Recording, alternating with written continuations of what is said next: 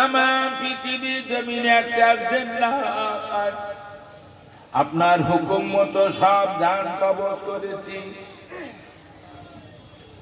তামাম পৃথিবী জমিনে ফেরেশতার সংখ্যা কেউ বলতে পারবে না আপনি ছাড়া। আল্লাহ আপনার ইশারায় ফেরেশতাদের সব জান কবজ করেছি।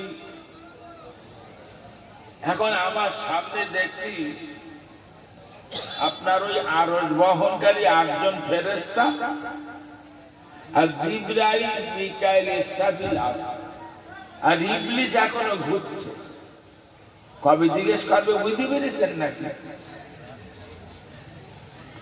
হযরত আজরাইল জানলা বলবেন, আই আজরাইল, তামাম পৃথিবীর জিন আর মানুষের মউতের যে কষ্ট, ওই পরিমাণ কষ্ট ইবলিসের বুকে চাপিয়ে ওর মরণটা করো, ইবলিস মারা যাবে। আল্লাহ বলবেন, আমার আরশ বহনকারী 8 জন ফেরেশতা জান কবজ করো। ও আজরাইল, এবার জিবরাইলের জানটা কবজ করো।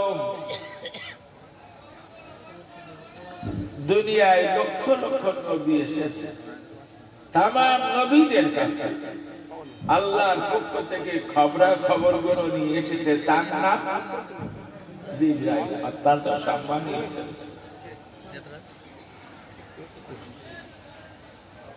4 জন ফেরেশতা বড়।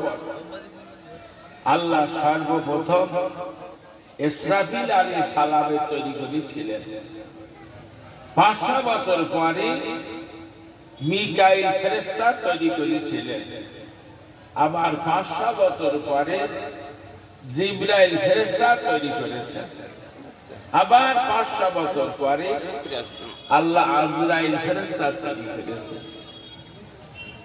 এরা 4 জন কত বড়, কত লম্বা, মোটা, তাজা, বলার মতন ভাষা নেই। বলা হয়েছে পৃথিবী জমিনে বড় বড় সমুদ্র আছে 7টা। ও মুসলমানের বাচ্চারা, সমস্ত সমুদ্রের পানি একটা ফেরেশতার মাথা যদি ঢেলে দেওয়া হয়, তামাম দুনিয়া পানি ফুরিয়ে যাবে। জিবরাইল বলি, মিকাইল বলিও, এদের দেহ ভিজে 1 ফোঁটা পানি মাটিতে পড়বে না। কত বড় হবে?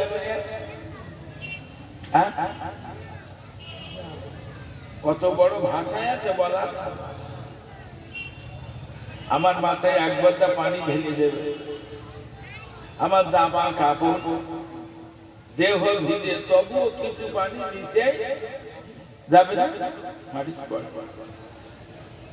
মিকাইলের মাথায় তামাম দুনিয়ার সাগরের পানিগুলো যদি ঢেলে দেওয়া হয়, গোটা দেহ ভিজতে ভিজতে 1 ফোঁটা পানি মাটিতে পড়বে না। মিকাইলের দায়িত্ব দেশে আল্লাহ তামাম দুনিয়ায় মেঘনে ঘুরিয়ে ঘুরিয়ে পানি দেওয়া। আল্লাহ বলবেন, জিবরাইল এবার মিকাইলের জানটা কবজ করো। হযরত মিকাইল মারা যাবে। আল্লাহ বলবেন, এবার ইসরাফিলের জানটা কবজ করো। হযরত ইসরাফিল আলাইহিস সালাম মারা যাবে।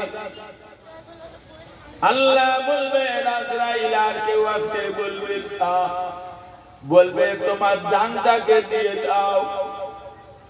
আজরাইল বলছে,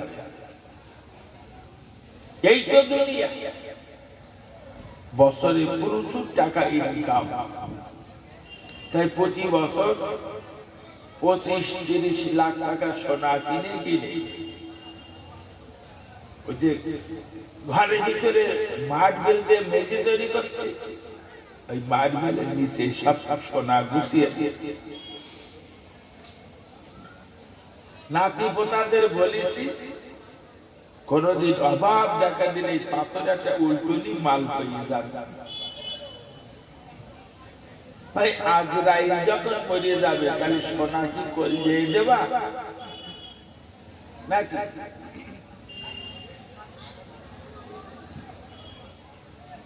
সারা দুনিয়ার বাপের মারা বাপের আর মার জান তুলে নিয়ে বাচ্চাদের চোখে পানি বার করিও। বাচ্চা ছেলেটা মেয়েটা মারা গেল, বাপের আর মা চোখ দিয়ে পানি বার করিও। ও আমার সোনার মানিকিরা, সেই আজরাইল আজকে মারা যাবে।